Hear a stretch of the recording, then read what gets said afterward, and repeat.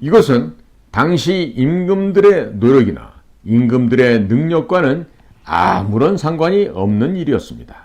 자, 그러나 영조 임금과 정조 임금은 앞전에 수많은 백성들이 굶어 죽었던 것을 교훈으로 삼지 못했고 오히려 정치 투쟁에 몰입을 하여 정조 임금은 수원 화성을 건조하면서 조선에 그간 쌓여 있었던 은을 낭비해버리고 말았습니다. 영조와 정조 때에도 농사가 잘 되었던 것이 아니라 지속적으로 지방에서는 이상기온 등으로 인해서 농사가 안 되었지만 청나라와 외에서 각종 물자들이 들어오면서부터 백성들이 굶어 죽지는 않게 되었던 것입니다. 1800년 정조 임금이 죽고 나서 1801년 신유박해, 1839년 기해박해, 1846년 병오박해, 1866년 병인박해를 통해서 조선의 왕실은 모든 천주교인들을 처형하게 되었습니다. 청과 외에서 물자가 쏟아져 들어오고 우주 만물을 하나님이 창조했다고 하는 이러한 천주학이 널리 퍼지게 되자 백성들에게는 더 이상 왕이 필요가 없게 되었습니다. 그냥 하나님을 왕으로 모시고 먹고 살게 되는구나, 이런 생각을 하게 되니 왕권뿐만 아니라 조선의 성리학적인 사회 자체가 붕괴할 수 있는 위기에 처하게 되었던 것입니다. 성리학적 세계가 붕괴하게 됨을 두려워한 조선 왕실은 천주교 신자들을 모두 처형하고 쇄국 정책을 펼치면서 조선의 백성들을 의도적으로 가난하게 만들어 왕이 나눠주는 식량에게만 의지하게 만들었습니다. 이런 상태에서 고종은 돈이 없으니 광산 채굴권, 산림 채굴권, 이러한 채굴권 등을 외국에 모두 매각하였고 11년 동안 8번이나 다른 나라의 대사관으로 망명을 시도하다가 모두 실패를 했는데 단 한 번 성공했던 것이 러시아 대사관으로 대피에 성공했는데 이것을 아관 파천이라고 합니다. 심지어 일본 대사관으로 망명을 신청한 적도 있었지만 모두 거절되었다고 합니다. 자, 그러다가 일본이 뇌물을 준다고 하니 이 뇌물에 눈이 번쩍 뜨인 고종은 나라를 일본에게 팔아넘기고 조선의 왕족들은 1945년 8월 15일 일본이 패망하기까지 일본 정부에서 각종 지원금을 받으면서 그야말로 떵떵거리며 왕족으로서 잘 먹고 잘 살았던 것입니다.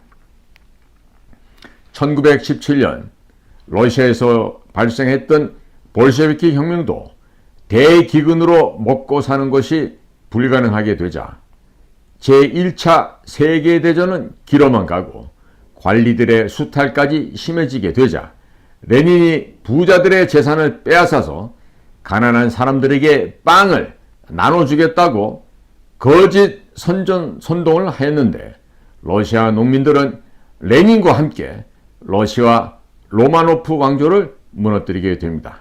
이것이 바로 소련 볼셰비키 혁명으로 인한 소련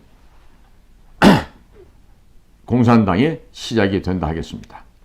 자, 이런 과정을 거치면서 역사상 최초의 공산혁명이 일어나게 되었고 또 만약에 이 공산혁명이라는 것이 러시아 로마노프 왕조에서 농사가 잘 돼서 먹을 것이 풍부했더라면 과연 볼셰비키 혁명은 성공하지 못하고 실패하고 말았을 것입니다. 공산주의 체제로 국가를 이끌고 가려는 세력들이 정권을 잡게 되면 의도적으로 경제를 망하게 만들어서 중산층을 붕괴시키고 국민들을 정부 보조금을 타먹고 살아가는 노비로 만들어 버립니다. 조선 말기 조선 왕실, 고종, 북조선의 김정은, 문재인 정권, 중국 시진핑 등 1인 독재를 꿈꾸는 자들의 행동 패턴은 나라가 망해야지 자기 자신들이 잘 먹고 잘 살게 되게 되므로 나라를 일부러 고의적으로 망가뜨린다는 공통점이 있다 하겠습니다. 조선 말기인 1894년 발생한 동학농민혁명도 당시 기근이 심하게 들어서 먹을 것이 없는 데다가 날씨는 춥고 관리들은 수탈을 하게 되니 농민들이 도무지 견딜 수가 없어서 들고 일어났던 것입니다. 당시 그 조병갑 군수의 그 악행으로 폭정으로 말미암아 그와 같은 동학혁명이 발생했다는 이 분명한 사실은 우리가 결코 잊어서는 안 될 것입니다. 자, 이것이 동학혁명 역시 결국 먹고 사는 것이 불가능해 그치고 그러므로 인해서 농민들이 들고 일어났던 사건인데 국내 좌파들은 이 동학농민혁명을 한국판의 볼셰비키 혁명으로 기념하기 위해서 조선시대에 일어난 일들에 대해서도 정부에서 피해자들에게 보상을 해 주어야 된다는 이런 허무맹랑한 망언과 극언을 서슴지 않고 있는 것입니다. 더불어민주당 정치인들이 이런 법을 만들게 되면 국민의힘이 막아야 하겠는데도 국민의힘은 이미 2009년도 한나라당 시절에 더불어민주당보다 10년 앞서서 먼저 북경에 가서 중국 공산당과 업무 교류 협약을 맺게 됩니다. 자, 이들은 중국 공산당과 업무 교류 협약을 맺고 중국 공산당의 하부 조직이 되었기 때문에 더불어민주당과는 싸우는 척 하지만 그들이 내놓은 법안조차도 통과시켜 주고 있는 것입니다. 국민 여러분, 현재 윤석열 대통령이 반대한민국 세력과 전쟁을 선포를 했음에도 불구하고 국민의힘 의원들은 아무것도 하지 않고 있습니다. 때문에 국민 여러분들께서 다음번 선거에서는 반드시 국민의힘을 심판하고 그리고 더불어민주당 역시 해산시켜버려야 할 것입니다. 자, 이런 모든 기록들이 있는데도 불구하고 한국의 좌파 역사학자들은 국사 교과서에서 의도적으로 개갑대기근, 경신대기근, 을병대기근을 빼어놓고 역사를 가르치면서 조선을 엄청난 문화대국, 경제대국으로 교육시키고 있으며 일본이 강제로 조선을 침략해서 식민지로 만들었다는 참으로 수치스러운 거짓말을 하고 있는 것입니다.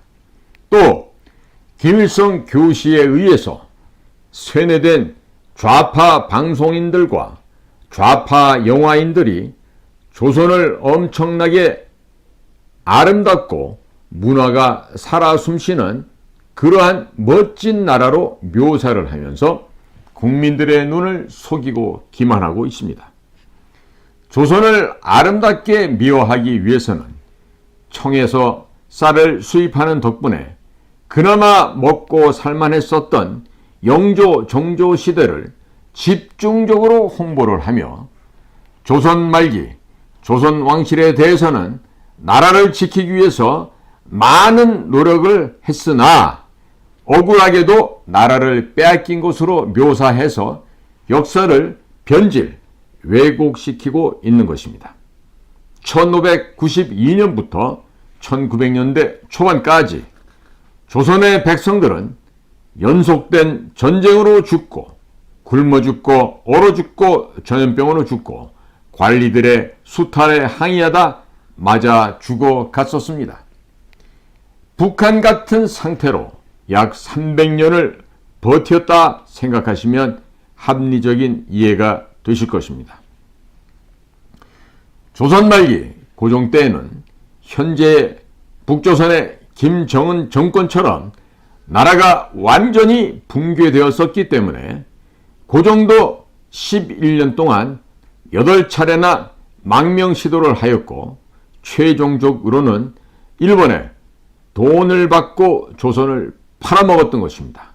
이렇게 무능한 자, 국제정세의 변화상을 전혀 감지하지 못했던 이런 천한 조선 왕조, 특별히 고종으로 대별되어지지만 이와 같이 국제정세의 변화상을 꿰뚫어보지 못했던 이들의 무식함과 무지함은 조선반도를 일제의 식민지로 추락하게 만들었었고 조선 국민 전체를 일본 제국주의의 노예로 만들어버렸던 이 치욕의 역사를 갖게 되었던 것입니다.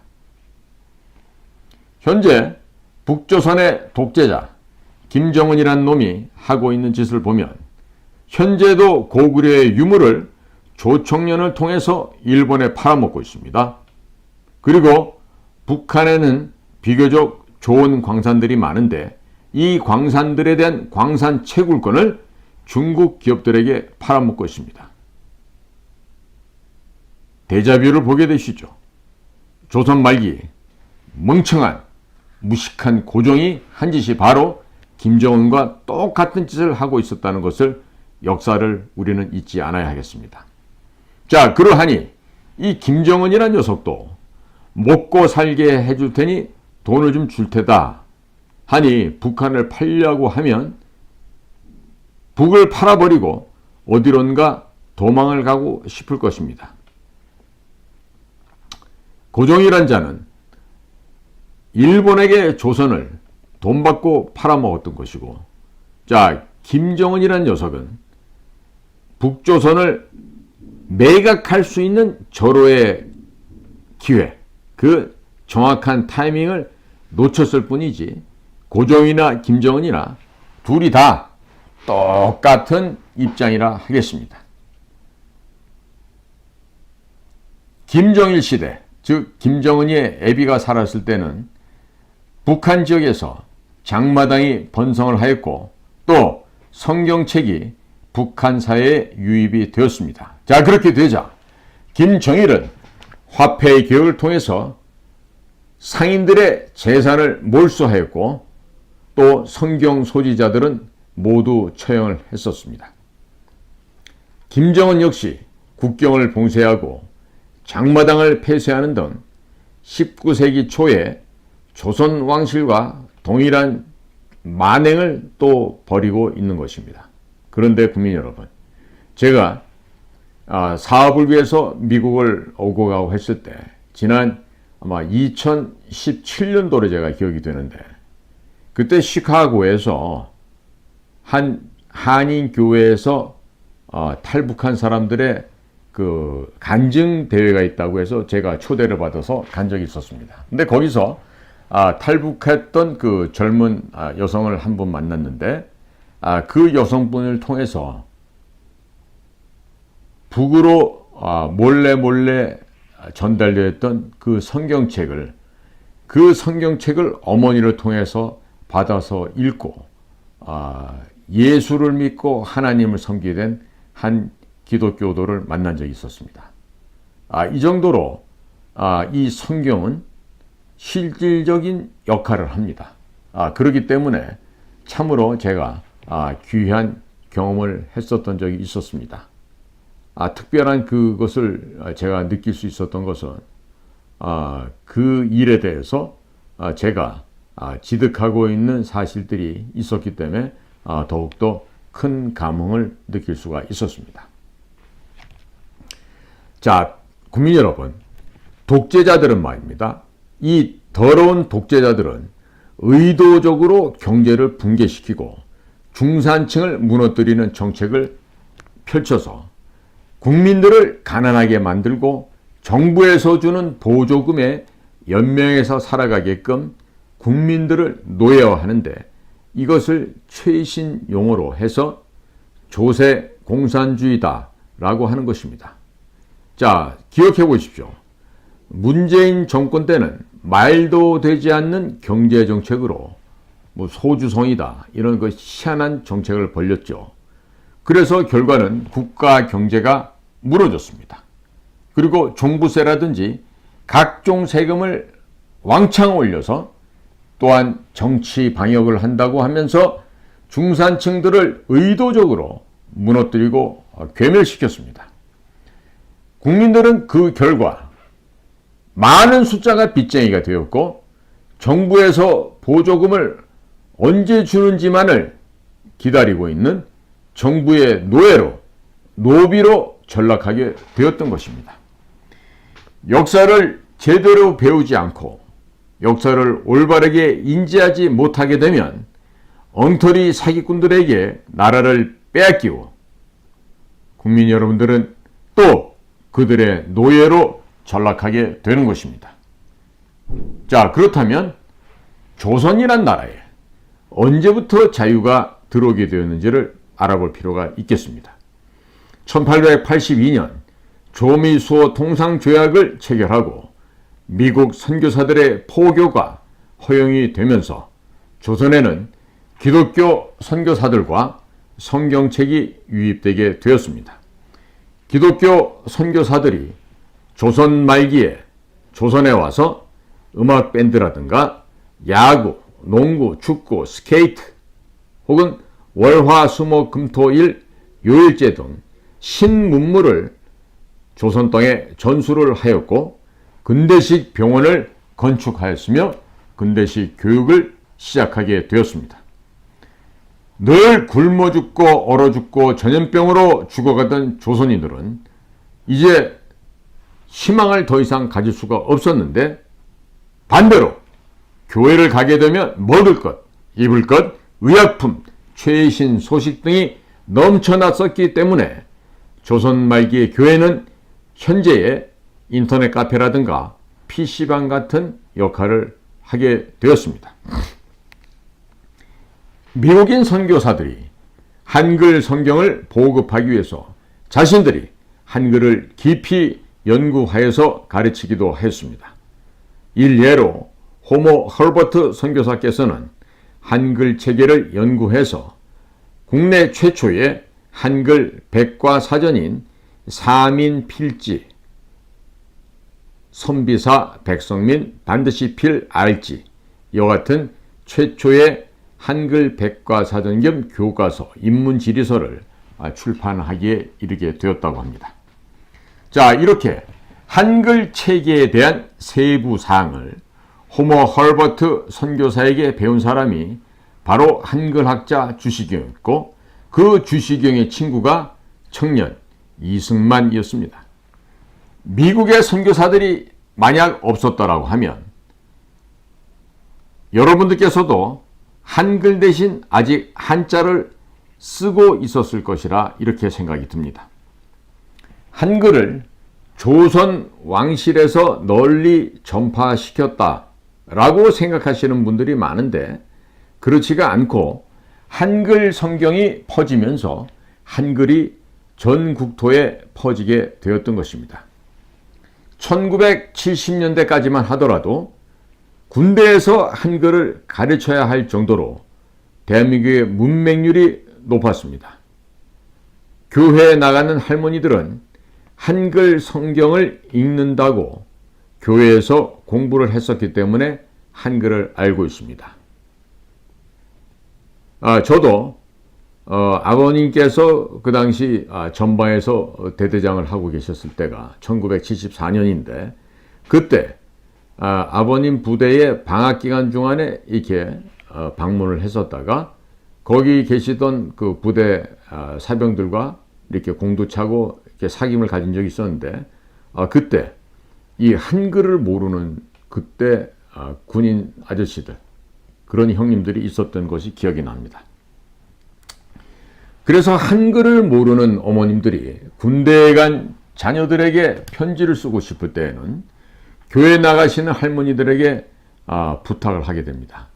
그래서 대필을 부탁을 해서 그런 대필 방식을 통해서 편지를 작성해서 전후방 각지에 병역을 필하고 있던 아들들에게 편지를 보내고 또 반대로 그 아들들이 편지를 어머니께 보내게 되면 교회에 나가시는 할머니들한테 가서 이게 무슨 사연인지 읽어달라고 했었던 그런 것이 바로 대한민국의 1970년대 풍경이기도 했었습니다. 조선 말기에 성경이 들어오고 기독교 문화가 퍼지면서 자발적으로 노비 문서를 불태우는 양반들이 생겨나게 되었었고, 만민공동회라는 연설회에서 노예 해방, 노비 해방을 주제로 연설을 하는 사람들까지 생겨나게 되었던 것입니다. 조선 말기에는 한 번 노비는 죽어서도 노비라는 사상이 강했었습니다. 하나님을 믿기만 하면 천국을 간다는 기독교 교리가 들어오게 되자 조선 말기에는 기독교 사상이 널리 퍼지게 되었습니다.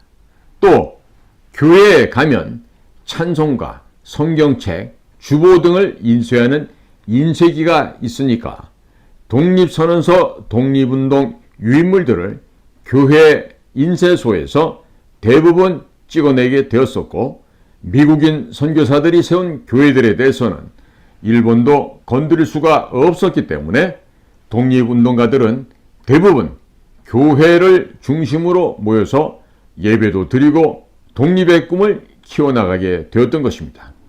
자, 그리고 아펜젤로 선교사가 세운 배제학당에서 성경과 영어를 배웠던 청년이 이승만이었는데, 이 이승만이 한성 감옥에 5년 7개월간 투옥되어 있는 과정에 불후의 명작인 독립정신을 저작하게 되었고, 이 독립정신을 통해서 미국의 헌법에 대해서 설명을 하였으며, 미국 헌법에 포함되어 있는 기독교 사상을 토대로 해서 기독교 입국론을 꿈꾸게 되었던 것입니다.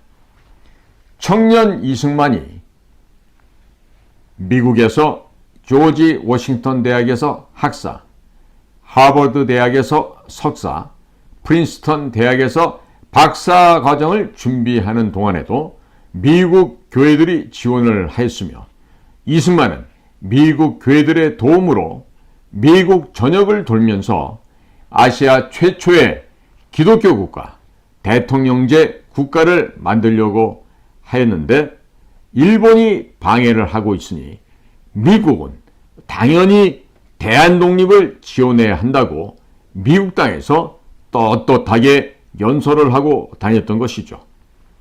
독립군들이 불렀던 애국가 원곡을 들어보면 동해물과 백두산이 마르고 닳도록 하나님이 보호하사 우리나라 만세라고 기록되어 있습니다.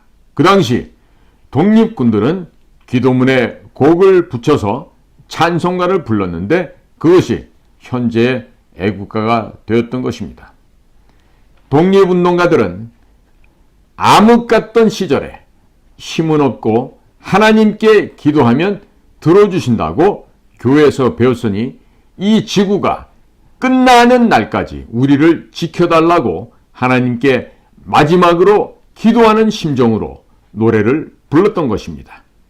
따라서 대한민국을 파괴하려는 적 그리스도 세력, 즉 사탄과 그 악령들은 대한민국을 파괴하기 위해서 가장 먼저 제거해야 되는 것이 바로 애국가인 것입니다. 더불어민주당은 정권만 잡게 되면 늘 애국가의 친일 프레임을 씌워서 없애려고 했었는데, 그들은 공산주의자들이었고 공산주의는 사탄이기 때문에 이들은 공산주의 사탄의 악령들의 후예라고 할 수 있겠고, 또 그러기 때문에 하나님이 두려워서 애국가를 없애려고 하셨던 것입니다. 1517년 마틴 루터의 교회 개혁운동, 즉 종교 개혁운동이죠. 이 운동에서 프로테스탄트 혹은 개신교라는 세력이 떨어져 나오게 되었습니다.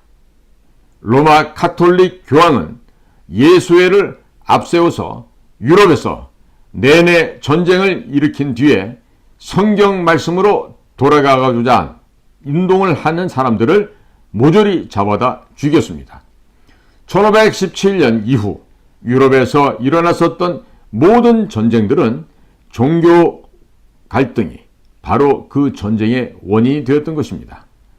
종교의 자유를 찾아서 프로테스탄트들이 네덜란드, 영국을 거쳐서 아메리카 대륙으로 대거 유입이 되었고 그들이 세웠던 나라가 바로 미국이었습니다. 즉, The United States of America, 미 합중국을 건국하게 되었습니다. 로마 가톨릭의 교황 1인 지배 통치는 유럽 독재 정치의 출발점이 되었고 유럽의 전체주의, 나치즘, 파시즘, 공산주의 등으로 발전이 되었으며 공산주의가 중국으로 들어가서 중국 공산당, 북조선으로 들어가서 조선노동당이 되었으며 남한으로 들어와서는 남노당이 되었다가 현재는 그 명맥을 더불어민주당이 잇고 있고 또 일부는 정의당 그리고 일부는 국민의힘에 들어가서 산재되어 있는 것이 현재 대한민국의 상황입니다. 국민 여러분들께서 보시기에는 전혀 다른 정당처럼 보이시겠지만 국내 정당의 행태를 보면 남노당의 명령들이 남노당의 그 악령들이 여기저기 떠돌아다니고 있는 것을 우리가 목도할 수 있게 됩니다. 1517년 이후 유럽에서는 로마 가톨릭에 저항하는 이론 서적들이 많이 출간이 되었는데 기독교 저항 정신이 집대성된 책이 바로 존 로크의 통치론이었고 이 통치론의 핵심 가치였던 자유주의 사상이 미국 헌법에 들어가면서 국가가 개인의 자유를 침범할 수 없도록 헌법에 명시가 됩니다. 이러한 과정을 거쳐서 역사상 최초의 자유민주주의 국가인 미국이 탄생하게 되었던 것이며 미국 선교사들이 조선 말기에 한반도에 들어와서 성경과 미국 헌법 정신을 전수하였던 것입니다.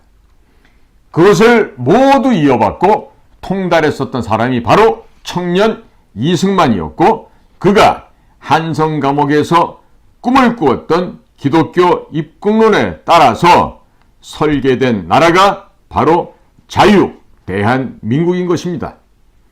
언론의 자유, 양심의 자유, 집회 결사의 자유, 종교의 자유, 근로의 자유와 같은 개인의 자유는 바로 신약 성경에서 나온 개념이며 이 개인의 자유가 헌법에 명시되어 있으면 기독교 국가로 분류되는 것입니다.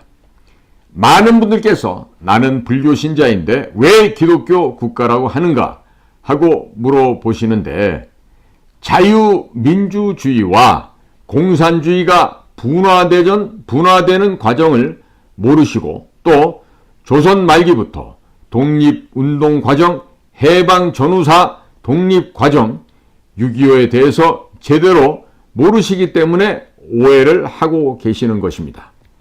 앞으로 조선 말기부터 대한민국 건국사를 다룬 이승만과 자유민주주의의 시작 방송을 이해하시기 위해서는 성경적인 세계관과 기독교 문화를 정확하게 아셔야 할 것입니다. 본 방송은 성경적 세계관에 입각해서 제작을 하게 되었습니다. 이것은 특정 종교를 홍보하기 위함이 아니라 조선 말기의 주된 사상이었던 성경적 세계관과 기독교 문화를 모르게 되면 그 당시를 이해할 수 없기 때문에 있는 그대로를 알려드리게 된다는 점을 참고해 주시기 바랍니다. 삼국시대와 고려시대를 이해하려고 하면 불교적 세계관을 이해해야 하고 조선시대를 이해하려고 하면 성리학적 세계관과 유교적 세계관을 이해해야 합니다. 이것은 그 시대를 이해하기 위해서 필수적인 사항으로서 조선 말기를 이해하기 위해서는 성경적 세계관과 기독교 문화에 대한 이해가 필수적이라는 점을 먼저 말씀드리고자 합니다. 많은 분들께서 후원을 해 주셔서 깊이 감사를 드립니다. 여러분들의 후원과 응원이 대한민국의 역사를 바로잡고 있습니다. 지금까지 동참해 주셔서 몹시도 대단히 감사를 드리며 추가적으로 동참하시고 싶으신 분들은 월 1만 원의 정기 회원이 되어 주십시오. 영상 하단의 제목을 클릭하시거나 댓글창을 클릭하시면 후원 바로가기가 있게 됩니다. 이승만과 자유민주주의의 시작. 이 방송은 앞으로 매주 월요일, 화요일 저녁 8시에 방영이 됩니다. 자, 이 이승만과 자유민주주의의 시작을 다 게시하게 되면 다음 작품으로는 자유민주주의와 공산주의의 기원입니다.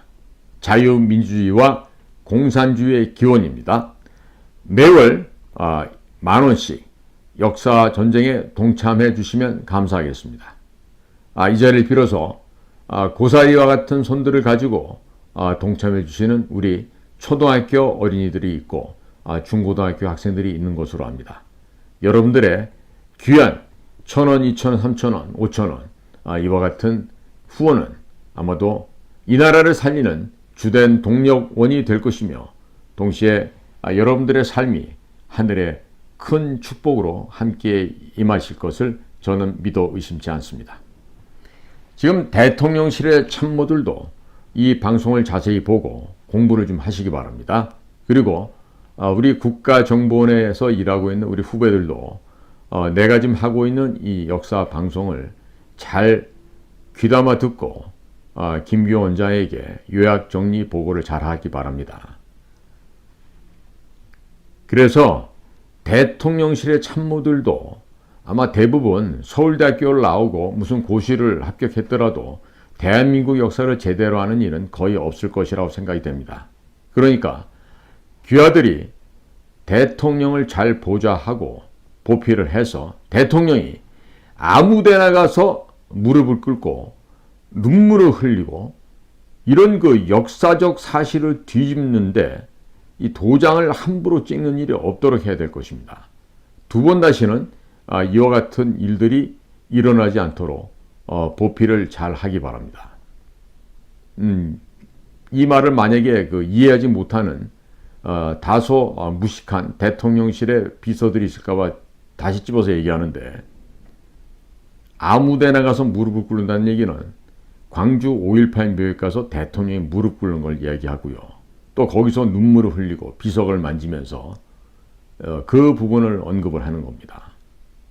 이렇게 대통령이 엄연한 역사적 실체와 진실이 있는데 이런 역사적 사실을 뒤집게 되면 이 나라의 역사가 뒤집어지게 되고 대한민국의 미래는